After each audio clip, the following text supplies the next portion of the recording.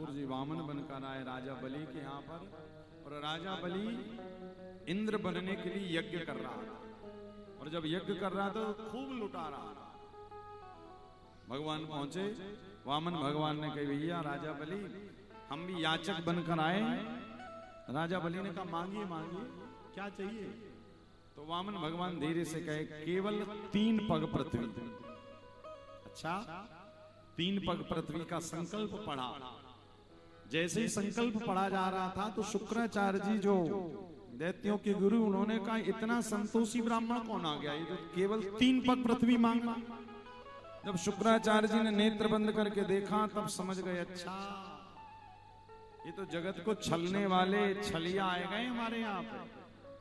अब शुक्राचार्य जी सोच रहे हैं यदि चेले का सब कुछ लेकर चले गए तो गुरुजी सोच रहे हैं फिर चेला कंगाल हो गया तो हमको क्या देगा। तो अब देखिए जब संकल्प होता है तो जल डाला जाता है। तो जिस गड़वी के अग्रभाग से जल बाहर आ रहा था तो शुक्राचार्य जी सोचे जब जल ही नहीं आएगा तो फिर संकल्प कहां से पूरा होगा। और उसी गड़वी के अग्रभाग में जाकर शुक्राचार्य जी बैठ गए। जैसे ही बैठे तब जल बाहर आ रहा, जल बाहर आए क्योंकि शुक्राचार्य जी बैठे। तो वामन भगवान कहे शायद कोई कचड़ा आ गया। कहीं हाँ कचड़ा तो आ गया, क्या करें। का एक काम करो, कुशा देखी ना आपने, सूखी वाली कुशा, कुशा का जो अग्रभाग होता बड़ा पैना रहता नुकीला, कहते कुशाग्र से उस गड़वी ने छेद किया। और जब छेद किया तो वो कुशाग्र जाकर शुक्राचार्य जी की एक आंख में लगा। तो शुक्राचार्य जी की एक आंख गोविंदाय नमो नमः।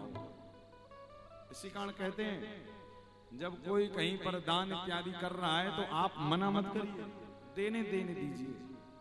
कई लोगों का स्वभाव रहता खुद भी नहीं देते, और यदि कोई देता है कहता भैया बिल्कुल मत दो, ये तो इन लोगों का काम ही है, ऐसा कभी मत करिए।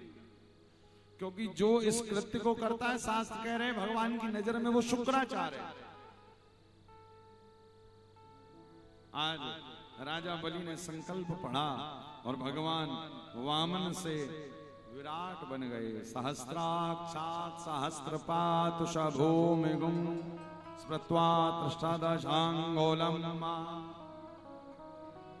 1000 हाथ, एक पैर से भू भुआ स्वा जन तप शत 7 लोग ऊपर के नाप लिए।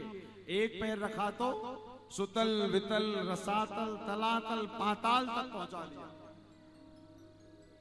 भगवान कहे राजा बलि से बताओ तीसरा पैर में कहां रखूं। राजा बलि साष्टांग दंडवत लेट कर कह रहे प्रभु अब तीसरा पैर आप मेरे ऊपर ही रख दीजिए। क्यों? अब पता चल गया कि सृष्टि पर जो भी दृष्टि गोचर हो रहा है वो सब आप ही का है। इसी कारण जब भी आप जीवन में दान करें तो मन में ये भावना लाएं कि हम दे रहे हैं।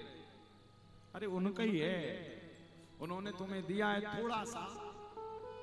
थोड़ा सा पाने के बाद हम क्या सोच रहे हमने दिया, नहीं उन्होंने दिया। और कथा कह रही है जीवन में देने का स्वभाव बनाइए, देने की आदत। कई लोग महाराज होने के बाद भी कहते महाराज भगवान ने दिया ही कहा है। देखिए ये कथाएं हैं ना जो धन का सच्चा सदुपयोग है। क्योंकि धन सब कमाते हैं, कमाने के बाद धन मिट भी जाता है, किंतु धन्य है वो धन जो भगवान की कथा में लग जाता है। धन्य है वो मन, धन्य है वो शरीर, धन्य है वो समय, धन्य है वो लोग जो अपने जीते जी कुछ काम करके चले जाते हैं, अच्छे काम। कुछ नहीं तो कम से कम भैया देने का स्वभाव ही बना लो। हमारे ब्रज में कहते हैं एक बार एक मैया, बूढ़ी मैया, चूल्हा जानते हैं ना, चूल्हे से सुबह सुबह माताओं को एक काम होता था, पहले राख निकालती थी। पहले तो चूल्हे होते थे, आजकल तो गैस चूल्हे होते हैं। तो चूल्हे से राख निकाल रही थी सुबह सुबह एक मैया। अच्छा आपने देखा सुबह सुबह माताओं को बड़ा काम होता है, बेटा स्कूल जा रहा है, पति ऑफिस जा रहे हैं, किसी का टिफिन देना, किसी को बोतल देनी है, यही काम कर रही थी मैया। और उतने में ही दरवाजे पे भिक्षा मांगने वाला आ गया, कह रहे मैया भिक्षाम दे। तो ये राख निकाल रही थी, इसने कहा इनको भी कोई काम धाम है नहीं, सुबह सुबह मांगने ही आ गया। तो बढ़िया राख रखी थी पास में, गुस्से के कारण गई और बाबा जी की झोली में राख डालकर कहती ये ले जाओ। बाबा जी कहते हैं मैया भगवान तेरा खूब भला करे। मैया पलट कर आई, बाबा जी झोली में देख तो लो, रुपया पैसा नहीं, अन्न नहीं, राख है राख।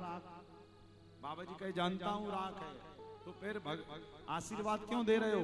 बोले मैंने राख पाकर आशीर्वाद नहीं दिया, तो बोले मैंने इसी कारण आशीर्वाद दिया कि कम से कम तेरी देने की आदत तो बनी। आज राख दी है, कल कोई बहुमूल्य कीमती वस्तु देगी, इसी कारण देने का स्वभाव है।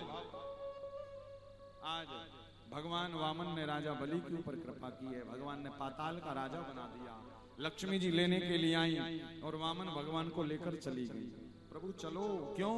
बोले सुखदेव गुरुदेव राजा परीक्षित को कथा सुना रहे हैं और भागवत का नवम स्कंद आने वाला है।